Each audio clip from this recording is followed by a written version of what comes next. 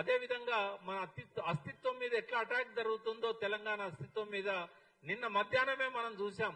లోకసభ సాక్షిగా 542 మంది ఎంపీల సాక్షిగా ఆ తేజస్వి సూర్య అనే బీజేపీ ఎంపీ పాకిస్తాన్ తో పోల్చినప్పుడు, పాకిస్తాన్ విభజనతోని ఆంధ్ర రాష్ట్ర తెలంగాణ విభజనను పోల్చినప్పుడు ఒక్క గొంతు పెగలలేదు. ఆడ 8 మంది బీజేపీ ఎంపీలు తెలంగాణ నుంచి ఉన్నారు, 8 మంది కాంగ్రెస్ నుంచి ఉన్నారు. అందరూ కూడా నిద్రపోతున్నారా, లేకుంటే వాళ్ళ లోపల ఆవేశం చచ్చిపోయిందా?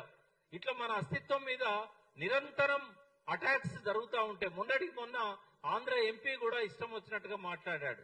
చంద్రబాబు నాయుడు ఏమో తెలంగాణ ఉద్యమం నా బ్రెయిన్ చైల్డ్ అన్నాడు. చంద్రబాబు నాయుడే అడ్డుపడకపోతే ఇంతమంది చనిపోయే వాళ్ళ 1200 మంది. ఈ పాపాలన్నిటికీ బాధ్యత వహించాల్సిన చంద్రబాబు నాయుడు తెలంగాణ నా బ్రెయిన్ చైల్డ్ అంటే కూడా తెలంగాణ సమాజంలో స్పందన లేదు. మళ్ళొక్కసారి ఉద్యమ స్ఫూర్తిని చూపెట్టాల్సిన సమయం ఆసన్నమైంది. కాబట్టే మరొక్కసారి గతంలో ఉద్యమకారులుగా మా బాధ్యతను మేము గుర్తించాం. కాబట్టే ఇవాళ సీతారామారావు గాని మేము గాని అందరం ముందుకొస్తున్నాం. మీరు కూడా జర్నలిస్టులు తెలంగాణ ఉద్యమంలో గొప్ప పాత్ర నిర్వహించారు. 2001లో టీఆర్ఎస్ ఆవిర్భావమే కాదు, మొట్టమొదటిసారి జర్నలిస్టులే తెలంగాణ జేఏసీ పెట్టిన సంగతిని మీకు గుర్తు చేస్తున్నా. నేను మొట్టమొదటి సంఘం తెలంగాణ జర్నలిస్టులే పొలిటికల్ పార్టీ తర్వాత. కాబట్టి ఈ ఉద్యమంలో కూడా మీరు మాలో భాగం కావాలి, మాకు మార్గదర్శకులు కావాలని కోరుతూ శ్రీధర్ దేశపాండే గారిని మాట్లాడమని కోరుతూ, అదేవిధంగా మన అస్తిత్వం మీద ఎట్లా అటాక్ జరుగుతుందో తెలంగాణ అస్తిత్వం మీద నిన్న మధ్యాహ్నమే మనం చూసాం. లోకసభ సాక్షిగా 542 మంది ఎంపీల సాక్షిగా ఆ తేజస్వి సూర్య అనే బీజేపీ ఎంపీ పాకిస్తాన్ తో పోల్చినప్పుడు, పాకిస్తాన్ విభజనతోని ఆంధ్ర రాష్ట్ర తెలంగాణ విభజనను పోల్చినప్పుడు ఒక్క గొంతు పెగలలేదు.